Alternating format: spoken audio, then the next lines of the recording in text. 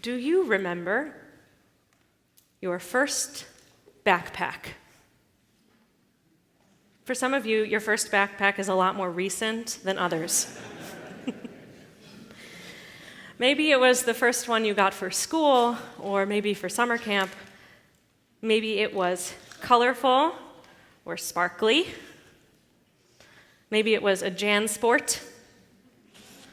Did it have a popular cartoon on the front? Did it have one big pocket, or maybe a few pockets, or maybe those special little pencil slots? Do you remember going shopping for it? I spend a lot of my time during the week admiring the backpacks of our ECP children. They make awesome backpacks these days. The first backpack I can remember was the one my parents bought for my first time at overnight camp the summer before third grade. It was black and red, it had multiple pockets, and when it was full, it was probably about 3 times my size. Mostly I know that because it is a featured photo in one of our family albums. I don't really remember it. I looked ridiculous. I also looked really thrilled. Carrying things around in a backpack was a key part of childhood for many of us. And sure, as we get older, our bags often morph from rainbow-colored backpacks to more serious totes or briefcases. But we still need a way to carry everything around. Looking back at the past year, some of us had a really challenging time. Others of us had our best years ever. And no matter what kind of year it was for you personally, communally, it has certainly been a year of challenges. But through all of the moments, the ups and the downs, we've relied on the stuff, both physical and metaphorical, that we carry with us. So tonight, as we begin a new year together, it's time to plan for our journey. So let's pack. Here's what I'll be bringing with me this year. First, a pencil with an eraser. I am partial to a mechanical pencil, so I'll also be bringing extra lead and extra erasers. In every one of our High Holy Day services, over and over again, we recite Avinu Malkeinu, which we just heard, referencing God inscribing the book of life. Avinu Malkeinu kotivenu b'sefer chayim tovim. God, please write us into the book of lives well lived. And then, at the end of Yom Kippur, something happens. We change the words. In the midst of this foundational, soul-gripping melody that we hear Cantor Mendelssohn chant for the very last time this season, we say, Avinu Malkeinu chotmenu b'sefer chayim tovim. God, please seal us into that book of life, that book of goodness and blessing. This central prayer of the High Holy Days contains this incredible metaphor. During these 10 days, God is writing the book of life. And as Ne'ilah concludes, the book of life is shut, our names hopefully inscribed, our work over until next year. But there's another wonderful Jewish teaching that suggests otherwise.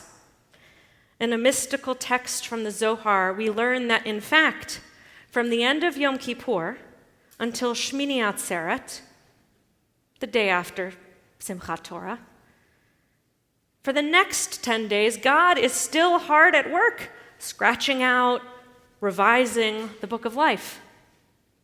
And so, just as each Jewish holiday has its own appropriate greeting, Shabbat Shalom, Chag Sameach, Shana Tova, there's a tradition that for those next 10 days following Yom Kippur, we should say a Guten Kviddel. Did you catch that? We'll try it again. A guten Kvittel. You want to try it? A guten Kvittel.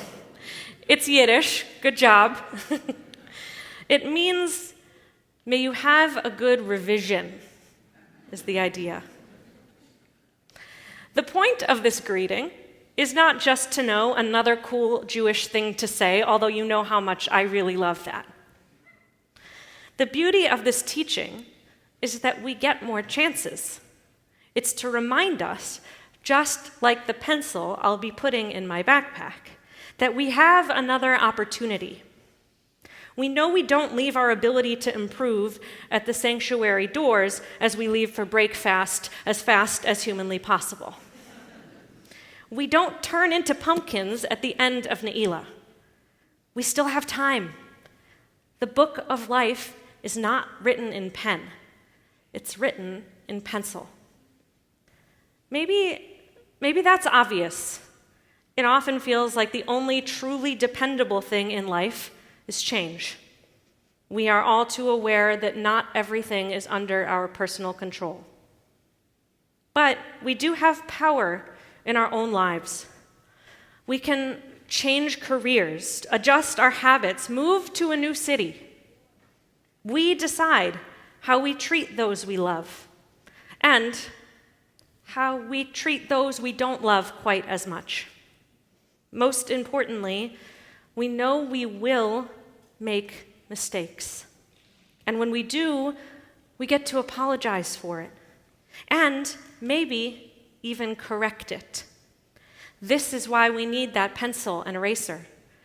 Just like erasing pencil from a piece of notebook paper, when we make edits to our lives, we'll still be able to see what came before, however faintly. The imprint will still be there, left behind to inform future choices. But we have the beautiful ability to change and adapt. And by bringing a pencil and eraser, we carry a constant reminder that we are the authors of our own lives. Thing 2. Whenever I'm packing for a trip, or quite frankly, just thinking about my day, one of the first things on my mind is snacks.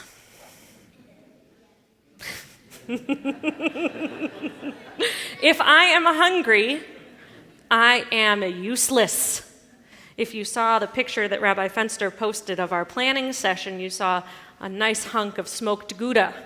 Important. And the best snack for a long journey is, without a doubt, gorp. That's right. Good old raisins and peanuts. Gorp. My best memories of gorp are from my Jewish overnight camp, and when I ate it, I couldn't imagine ever talking about it in a sermon. The summers before 8th and 9th grade, we took multi-day camping trips, hiking, biking, canoeing, or rock climbing. And before each trip, there was packing day. We had an assembly line. We could make our own gorp, filling with all sorts of sustaining ingredients, peanuts, raisins, granola. And this is what we had to munch on whenever we wanted as we climbed at Devil's Lake or paddled down the Wisconsin River. As we journey into 5786, we each need to bring something to sustain us. There are some things that many of us agree are sustaining, but nothing is universal. For example, if you are allergic to peanuts, do not put them in your gorp. Ask yourself, what fills me? What sustains me physically, emotionally, spiritually? Is it services and programs at Kol Ami? If not, that's okay, just don't tell me. I won't look. But is it yoga? Is it a yearly trip to the beach or a book club, a weekly golf outing? A good meal with family or friends? Social time or perhaps alone time? Whatever combination of experiences or relationships sustain you, now is the time to make a plan, a real plan for how you will keep that incorporated into your year. Our lives get so busy so quickly. Weeks could pass by, and then you realize that something that deeply nourishes you has been missing, passed over for the to-dos and the mundane responsibilities and requirements of daily life. So make sure you pack something that keeps you full. But in truth, that's not enough. Don't forget something sweet, too. Because Gorp was more than just raisins and peanuts. In fact, if you asked me, that was the least exciting part. Because at the end of the assembly line, that's where the good stuff was. The M&Ms and the chocolate chips. The really good stuff. And by the way, if you didn't mix your bag well and then you hiked all day, at the end of the day, when you opened it up, you got a giant chocolate blob at the bottom. There was nothing more exciting than the giant chocolate blob. As much as we need lives filled with nourishment, we also need to plan for moments of joy. Human beings thrive on joy. Jews thrive on joy. In fact, the two holidays we'll celebrate after Yom Kippur are Sukkot, which we call Zman Simchatenu, literally time of our rejoicing, and Simchat Torah, when we rejoice with the Torahs. Sometimes joyful moments will come naturally or are already baked into our calendar, but it's important to plan for joy, especially during the harder times of our lives. When we're feeling stressed out or worried or down, we reach our hands into that bag of Gorp and we hold on to something that will nourish us. And maybe we'll taste a bit of that chocolate as well. Because we need more than whatever is just enough to keep us going. We need that extra sweetness, that smile, because joy, in addition to nourishment, is what truly sustains us. And the third thing I'm packing this year is a timbrel.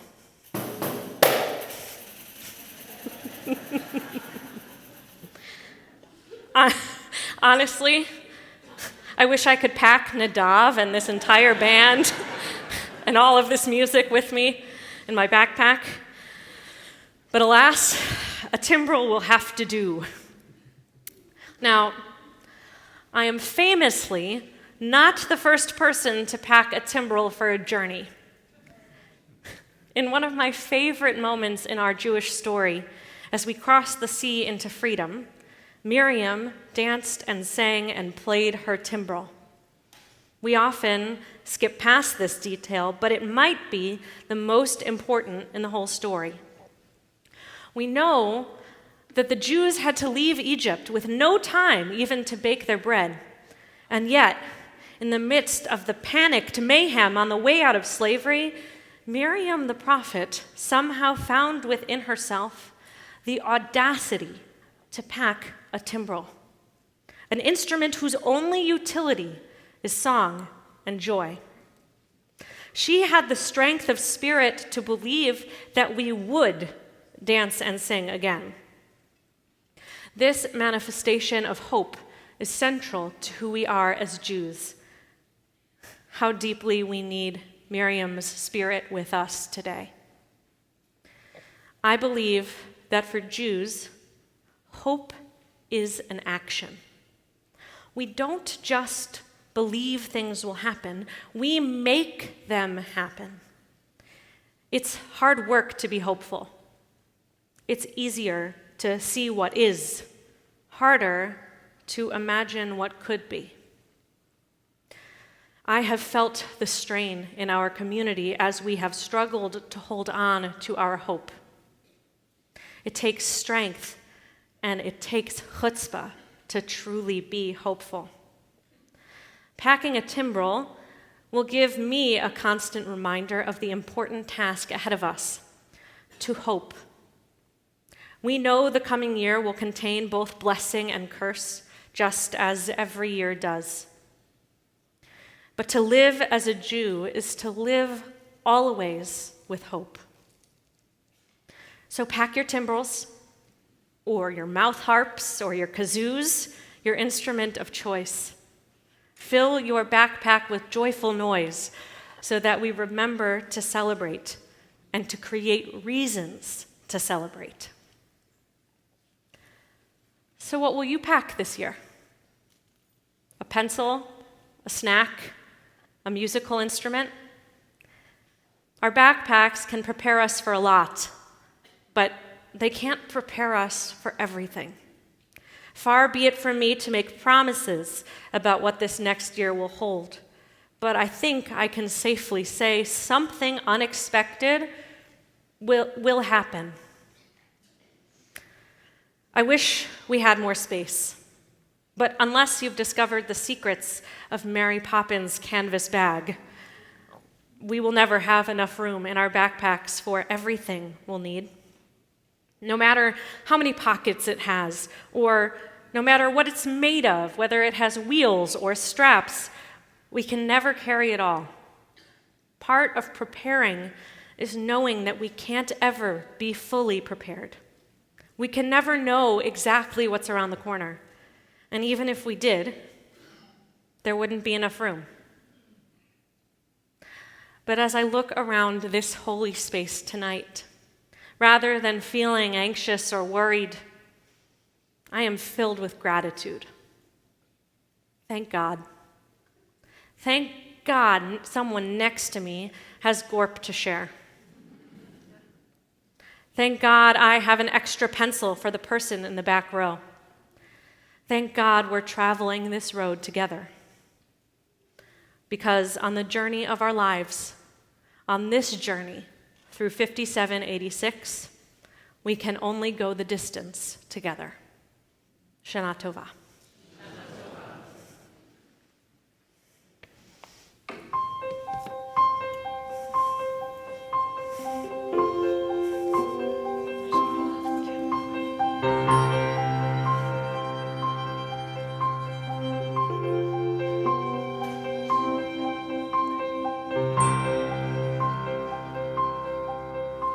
I have often dreamed of a far-off place where a hero's welcome would be waiting for me, where the crowds will cheer when they see my face, and a voice keeps saying, "This is where I'm meant to be.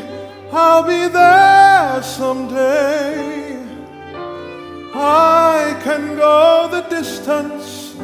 I will find my way. If I can be strong, I know every mile will be worth my while. When I go the distance, I'll be right where I belong.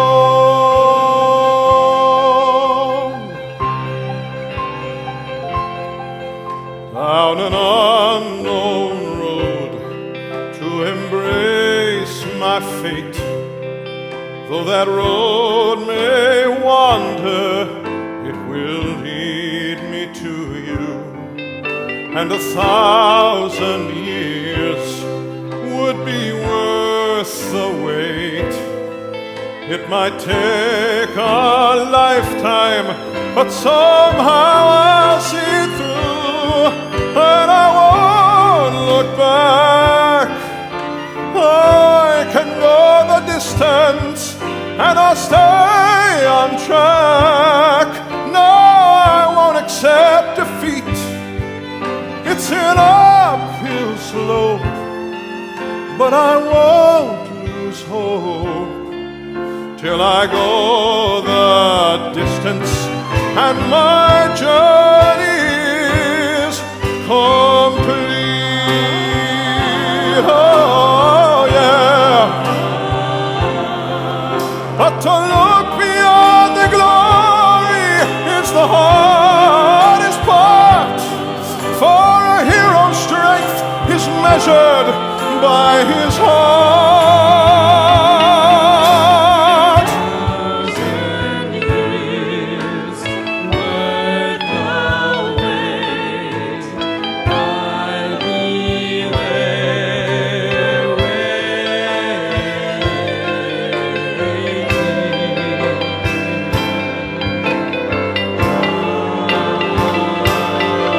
Like a shining star, I will go the distance, I will touch the world, I will face its harms, I don't care how far, I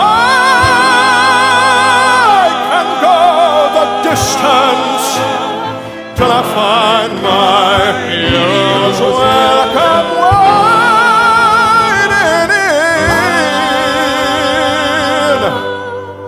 your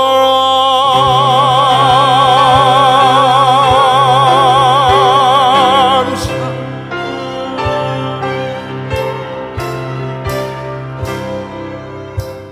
I will search the world, I will face its harms, till I find my hero's welcome waiting.